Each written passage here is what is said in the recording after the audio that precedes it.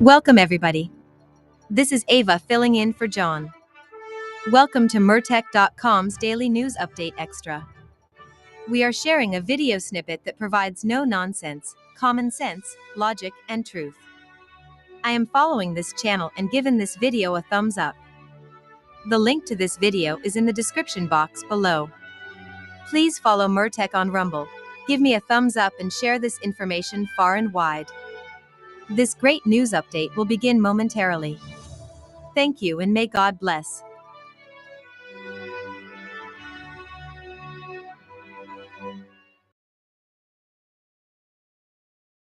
This is about a city government in southern Illinois, Carbondale, where officials literally told a pro-life missionary, "You don't have First Amendment rights." You heard that right. They told a pro-life missionary that they didn't have First Amendment rights. And if that doesn't wake you up, it should. And I'm going to explain why coming up in this broadcast. Because this is a case that we've told you a little bit about before, but we have just filed a preliminary injunction in this case against the city of Carbondale, asking the federal court to block enforcement of a city ordinance which is unfairly targeting conservative pro-life speech. And it's so vague, it's unconstitutional. This is a case where a pro-life missionary has a nonprofit organization in Illinois, was holding a demonstration in a public grassy area near an abortion clinic. There's a city ordinance that has signage laws that they had put up and restrictions on signage. And the client had the ordinance with them that day.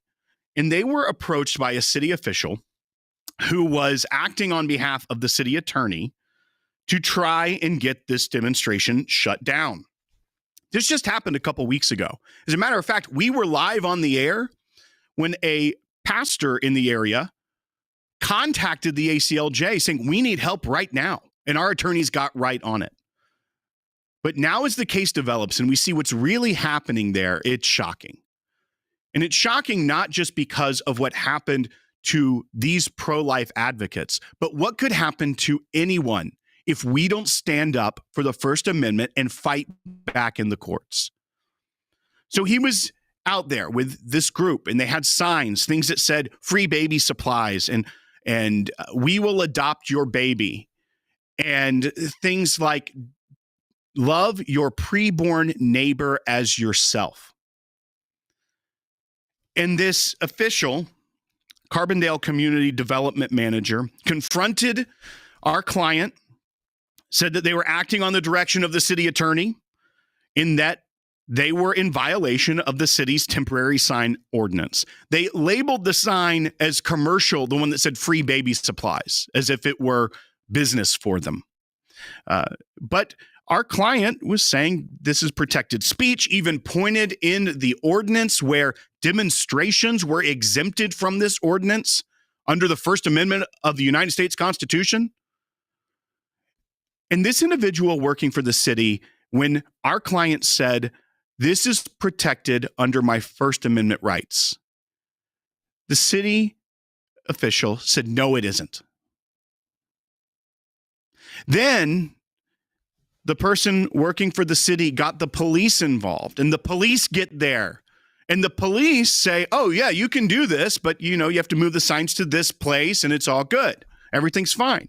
And the city official said, "No, that's not the way I interpret the ordinance." And it keeps going. And then even the next day, our client, trying to comply, goes and tries to get a permit for signage because that's what the day before they were told you would need to get if it were commercial speech, of which they were deeming it. And when they got there, the same individual who came and tried to cite them earlier and called the police on them says that we don't have a permit that exists for what you're trying to do. So what did we do? We filed a lawsuit saying, one, you got to get rid of this ordinance. It is unconstitutionally vague. And what does that mean? It means that when the police can't figure out what the ordinance says, what the individual, the citizen can't figure out what it says, and what the city itself can't figure out what it says, it's unconstitutionally vague because the citizen can't understand what they legally have to do to comply. And that's what we see in this case. The Supreme Court has precedent on this. So the law is on our side there. But we also didn't just stop and let the court take its time. We also filed a motion for a preliminary injunction against them enforcing this ordinance last night, so that this pro-life advocate can continue their work while we fight this in court. Now, you may be saying to yourself, I am pro-life, but I don't go to demonstrations, or I'm not a part of an organization like our client has that goes and advocates for life. But if an ordinance is so vague, and it seems as you look at how many hoops they jump through just to try and silence the speech of our client, and when you see the other signs that are around there that our attorneys documented and have submitted to the court, things like a fish fry or home renovation or an Irish festival in Carbondale, these signs are fine. There's no citation being issued. So it boils down to that the city didn't like the speech. It was the viewpoint that they were discriminating against, not the signs themselves. It was the people and their beliefs and their First Amendment right to express those that they were upset with. And so, like I said, you may be saying to yourself, I don't know that this applies to me. I don't live in Illinois. I don't go out and stand on the side of the road with pro-life signs. I get that. But if they can discriminate against one conservative viewpoint under the First Amendment that is protected speech, where does it stop? Where do other municipalities and the ones you live in, what do they try to get away with? What if you wanted to go speak out against the curriculum in your schools? And so you wanted to have a visible demonstration talking about that, getting attention, because the attention's not on the school board meetings. Very rarely are they. So what if you want to raise your voice and advocate for your children? What if that wasn't a protected demonstration because the city decided it wasn't? What if you wanted to raise awareness? You see all this rampant anti-Semitism across the country, breaking into the library at Columbia, destruction for people that support Hamas. You just want to go out there and say, remember the hostages. And you had a sign that says, bring them home.